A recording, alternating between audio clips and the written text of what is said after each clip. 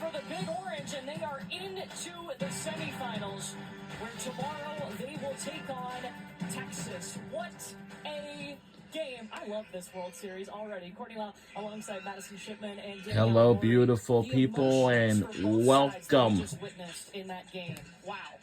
And the fight that we to saw the to be able to hit that home run, something that you guys saw in person in Super Regionals at South Carolina, but then the video review or not to being Devon able to Park review, in Oklahoma City, Oklahoma. Being the Lady Volunteers to walk it off in dramatic fashion. Yeah, and I have to talk about Colin Pickens being able to gut out this performance He from lost. the jump, and she's given up some uncharacteristic home runs. I mean, she gave up 3 home runs in this game. That is not okay for her, right? She doesn't do those types of things, but to continue to keep moving forward and knowing that her team was going to come and have her back, and that's finally what happened. Yeah, and then they took it to extra innings because they tried to go back and review this. Falling on the field is upheld, and the run will score.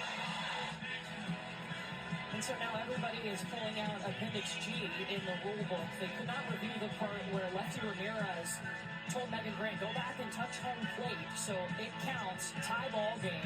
Ended up going to extras, and then Laura Mueller, I mean, she told Holly Rowe after the game, just trying to keep it simple for Tennessee. Twice in that game that UCLA intentionally walked McKenna Gibson to get to Laura Mueller, and then she was able to come through 2 different times. It's really a difficult spot for a batter to be in when you know that the other team is intentionally walking your teammate in front of you to get to you. You have all the feelings before you step into the batter's box, but for her to come through twice in that game was incredible. Yeah, I mean, they just continue to keep showing up. I think that's what you have to do when your backs are up against the wall in these types of elimination games. Someone steps up to the table, and that's what you saw with Laura Mueller, but it goes without saying, Carlin Pickens continues to keep battling and battling, giving up some uncharacteristic home runs, but you love that she just continues to keep going because she knows her team is going to have her back, and offensively they have been able to swing it this Women's College World Series. Well, Tennessee is going to need Pickens tomorrow. They will have to beat Texas twice in order to advance to the championship series. But okay, I mean, we still have so much more at stake too, because coming up,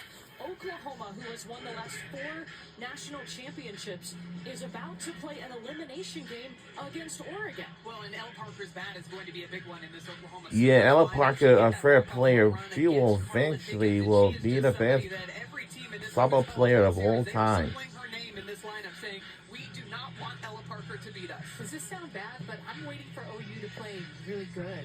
I don't feel like they have here. I don't. I feel like they were able to get away with winning with Tennessee with that 3-run shot.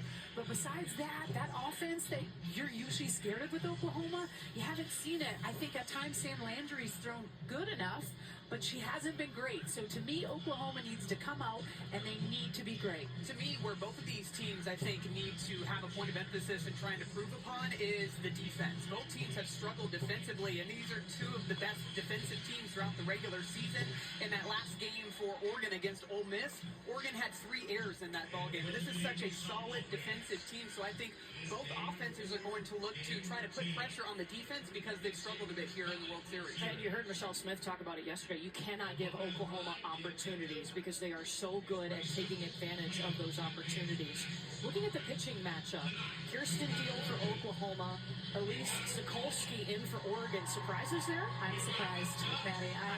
With Sokolsky, she just hasn't been wicked sharp, but she gets another crack at it, and you know she's going to be needed to make it out of this elimination bracket. It has to go tomorrow. If they win, Lindsey Grind, I guarantee you, will make an appearance in this game some way or another. Well, I wonder if they decided to go to this because Sokolsky does like to throw that drop ball down in the zone. She will mix the rise ball, drop ball, change up combination, but in order to stay in this ball game, you got to keep the ball in the ballpark. So I'd imagine that Sokolsky is going to be working a lot of those drop balls down in the zone to try to get some of those ground ball outs. This will be her 3rd appearance of the Women's College World Series, but she's only thrown 2 1/3 innings. So really interesting to see how that shapes Look, up. we're on ESPN2. Start with Oklahoma.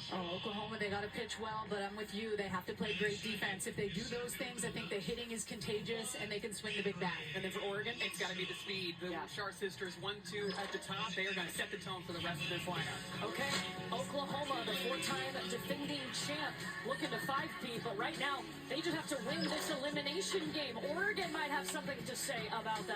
Kevin Brown, Amanda Scarborough, and Taylor McGregor on the call.